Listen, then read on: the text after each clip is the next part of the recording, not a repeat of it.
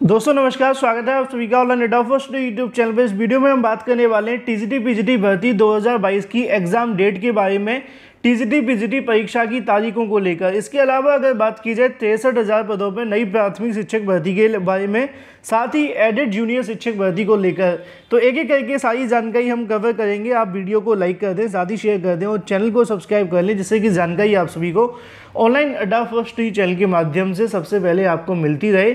चलिए दोस्तों वीडियो शुरू करते हैं। शुरुआत करेंगे सबसे पहले अपडेट के साथ, लेकिन उससे पहले मैं आपको बता दूं कि अगर अभी तक आपने हमारे परीक्षा सिटी यूट्यूब चैनल को सब्सक्राइब नहीं किया है, जिसका लिंक आप सभी को मिल जाएगा, या फिर परीक्षा सिटी सर्च करेंगे तब भी आपको मिलेगा, उसको सब्सक्राइब अवश्य कर लें, क्योंकि बहुत सारी जानकारी आपको वहां से भी दी जाती हैं।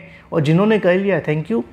टीजीटी और पीजीटी परीक्षा की तारीखों को लेकर यहाँ से बड़ी जानकारी मुझे आज ही देखने के लिए मिली है, क्योंकि काफ़ी लंबे समय से टीजीटी पीजीटी परीक्षा को लेकर चयन बोर्ड के माध्यम से अपडेट आनी बंद हो गई थी। उसकी वजह आप भी जानते हैं कि टीजीटी पीजीटी भर्ती को लेकर चयन बोर्ड के पास में पर्याप्त संख्या में सदस्य मौजूद नहीं है, जिसके चलते टीजीटी पीजीटी परीक्षा की तैयारी करने में चयन बोर्ड को समय लग रहा है। कुछ अभ्यर्थी कहते हैं कि जब विज्ञापन जारी कर दिया तो समय क्यों लग रहा है। देखो होता क्या है कि जब विज्ञापन जारी नहीं हो रहा था तब भी बहुत सारे अभ्यर्थी ऐसे थे जो कहते थे कि चयन बोर्ड में सदस्य नहीं है तो क्या हुआ, विज्ञापन तो जारी कर देना चाहिए, क्योंकि आप जानते हैं कि चयन बोर्ड के अध्यक्ष के माध्यम से इस भर्ती का विज्ञापन जारी कर दिया गया था। लेकिन जब तक सदस्य नहीं आएंगे, अकेले अध्यक्ष और सचिव मिलकर इस भर्ती को पूरा नहीं करवा सकते, ये बात सत्य है। अब सवाल ये है कि टीजीटी पीजीटी की परीक्षा कब देखने के लिए मिलेगी। जब आपका नोटिफिकेशन जारी हुआ था तभी आपको जानकारी मिली थी कि आपकी परीक्षा अक्टूबर के अंदर देखने के लिए मिल जाएगी, और संभावित ये था कि 15 अक्टूबर के बाद हो सकती है। लेकिन जैसे जैसे समय बीता, आज आपके पास सितंबर लगभग खत्म हो चुका है और अभी तक टीजीटी पीजीटी परीक्षा की तारीखों का ऐलान नहीं हुआ। तो अब ये परीक्षा ना तो आपकी अक्टूबर में होने वाली है और ना ही आपकी नवंबर में होने वाली है। सवाल है कि क्या ये परीक्षा दिसंबर में देखने के लिए मिलेगी। तो इसको लेकर आज ही मैंने जानकारी ली टीजीटी पीजीटी के बारे में। तो जानकारी मुझे जो मिली है उसके आधार पर मैं आपको बता दूं कि टीजीटी पीजीटी भर्ती को लेकर जो सदस्यों का इंतजार किया जा रहा है वो अभी तक खत्म नहीं हुआ है, और अभी इसके बारे में जो जानकारी चयन बोर्ड के माध्यम से दी गई है, उनका कहना है कि अभी इसमें थोड़ा सा और समय लगेगा। मतलब हम ये कह सकते हैं कि टीजीटी पीजीटी भर्ती को लेकर सदस्यों के लिए अभी आपको थोड़ा सा और इंतजार करना पड़ेगा, ऐसा कहना है चयन बोर्ड का। जब उनसे पूछा गया कि क्या कोई टीजीटी पीजीटी भर्ती को लेकर यहाँ से अगर बात की सदस्यों की नियुक्ति के बारे में जानकारी शासन स्तर से मिली है, तो उन्होंने बताया कि प्रस्ताव अभी वहाँ पे लंबित है। वहाँ से जैसे ही यहाँ से मंजूरी मिलती है, सदस्यों की नियुक्ति होने के बाद ही टीजीटी पीजीटी परीक्षा को लेकर तैयारी शुरू होगी। अब सितंबर महीना निकल चुका है, सदस्य अभी तक आए नहीं है। सवाल पूछना लाजमी है कि क्या ये परीक्षा अब दिसंबर में अभी हो सकती है कि नहीं। तो यहाँ पे जो संभावना बन रही है वो यही है कि परीक्षा दिसंबर के लास्ट तक जा सकती है, शायद अब पहले हफ्ता या दूसरे हफ्ते के अंदर भी देखने के लिए नहीं मिलेगी। उसकी वजह है चयन बोर्ड के अंदर सदस्य नहीं है। अगर सदस्य आ जाते हैं इस महीने के लास्ट में या फिर अक्टूबर के स्टार्टिंग में, तो अक्टूबर का पूरा महीना उनको तैयारियों में निकल जाएगा। फिर नवंबर से वो इस भर्ती को लेकर आगे के प्रोसेस शुरू करेंगे, फिर जाकर दिसंबर के सेकंड वीक के बाद में इसकी परीक्षा हो सकती है। तो अभी संभावनाएं हैं कि दिसंबर में परीक्षा हो जाए, लेकिन अगर सदस्य अक्टूबर के पहले सप्ताह तक भी नहीं आते हैं तो यहाँ पे परीक्षा और भी लंबी खिंच सकती है, क्योंकि चयन बोर्ड की कहीं ना कहीं जो कार्यप्रणाली है वो आप जानते हैं कि भर्ती काफ़ी लंबे समय तक लटकी रहती हैं। चाहे 2013 की भर्ती उठा लो, 2011 की उठा लो, 2016 की, लेकिन अब हाल ही में जो 21 वाली निकली थी वो समय पर पूरी हो गई थी। लेकिन अब जो ये वाली निकली है इसमें आपको इंतजार करना पड़ रहा है, और जब तक सदस्य नहीं आ जाते तब तक टीजीटी पीजीटी परीक्षा के लिए और लंबा इंतजार करना पड़ेगा। सदस्यों के बारे में जानकारी मिली है कि अभी इसमें कम से कम नियुक्ति में 10 से 15 दिन का समय लगेगा, मतलब कि अक्टूबर आ जाएगा और अक्टूबर के बाद परीक्षा की तैयारी शुरू होगी।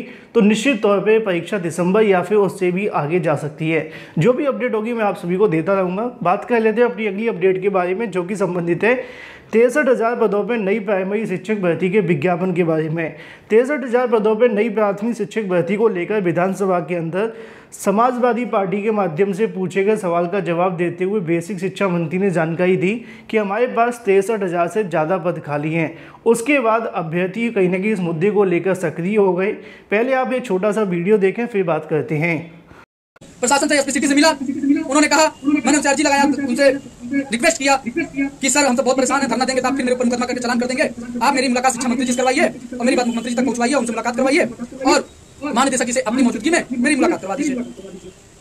तो उन्होंने आश्वासन दिया कि देखिए आपका जो है 28 के बाद हम फ्री होंगे, तो उसके बाद हम आप अपनी फाइल के साथ प्रस्तुत रहिएगा। और अभी नए एसपी सिटी आए हुए हैं, उन्होंने कहा कि अपनी पूरी मैटर हमारे तक समझाइए, रखिए। और लिखित प्रशासन से एसपी सिटी से मिला, उन्होंने कहा, मैंने उनसे अर्जी लगाया, उनसे रिक्वेस्ट किया कि सर हम तो बहुत परेशान हैं, धरना देंगे तो आप फिर मेरे ऊपर मुकदमा करके चालान कर देंगे, आप मेरी मुलाकात शिक्षा मंत्री जी से करवाइए और मेरी बात मुख्यमंत्री जी तक पहुंचवाइए, उनसे मुलाकात करवाइए और महानिदेशक जी से अपनी मौजूदगी में मेरी मुलाकात करवा दीजिए।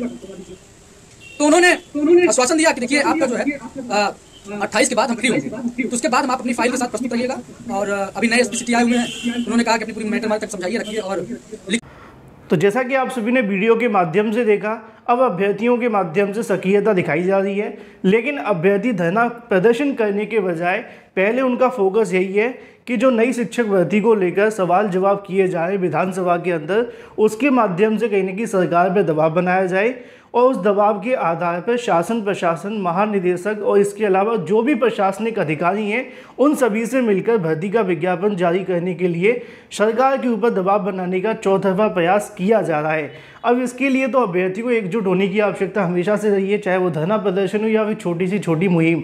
63,000 पदों की बात बेसिक शिक्षा मंत्री ने स्वीकार कर ली है विधानसभा के अंदर। अब इस मुद्दे को लेकर लगातार अभ्यर्थी चाहते हैं कि विधानसभा के अंदर ये मुद्दा उठाया जाए और नई प्राथमिक शिक्षक भर्ती पर सवाल किए जाएं। तो वहीं दूसरी तरफ उसी के आधार पर अभ्यर्थी अगली रणनीति तैयार करें, जैसा कि आपने वीडियो के माध्यम से सुना, वो यहाँ पे मुलाकात करने का प्रयास करें बेसिक शिक्षा मंत्री से और भी तमाम अधिकारियों से, जिससे कि नई शिक्षक भर्ती के विज्ञापन के लिए कुछ राहत देखने के लिए मिल सके।